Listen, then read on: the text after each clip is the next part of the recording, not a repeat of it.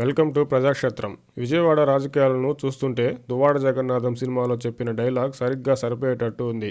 ఆ సినిమాలో ఒక సందర్భంలో పైన అమ్మవారు కింద కమ్మవారు అంటూ చెప్పిన డైలాగ్ కాస్త హాస్యం కోసమే అన్నట్టు అనిపించినా ప్రస్తుత విజయవాడ రాజకీయాలకు సరిగ్గా సరిపోయేటట్టుంది. ప్రస్తుతం విజయవాడ ఎంపీగా టీడీపీ పార్టీ నుంచి గెలిచిన కేశినేని నాని గారు ఉన్న సంగతి తెలిసిందే.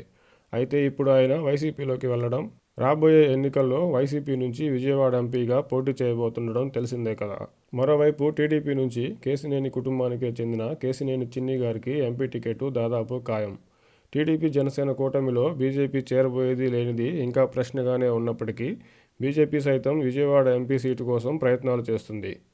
బీజేపీ పొత్తులో చేరినా చేరకున్నా విజయవాడ ఎంపీ స్థానంలో బీజేపీ నుంచి సుజనా చౌదరి గారు పోటీ చేయబోతున్నట్టు తెలుస్తుంది.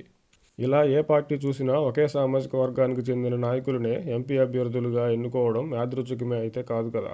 అందుకే విజయవాడ అంటే పైన ఇంద్రకీలాద్రిలో అమ్మవారు, కింద ఎంపీ స్థానాల్లో కమ్మవారు ఉండడం సహజంగా మారిపోయింది.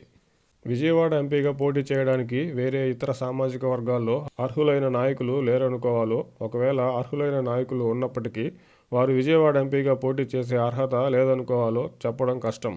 కుల ప్రాముఖ్యత, కుల ఆధారిత రాజకీయాలు తారాస్థాయిలో ఉండే ఆంధ్రప్రదేశ్లో విజయవాడ లాంటి కొన్ని చోట్ల దశాబ్దాల తరబడి 2-3 సామాజిక వర్గాల్లోని కొన్ని కుటుంబాలు మాత్రమే రాజకీయ నాయకులుగా పాతుకుపోయి ఉండడం గమనించవచ్చు. అన్ని పార్టీల్లోనూ ఇదే పరిస్థితి.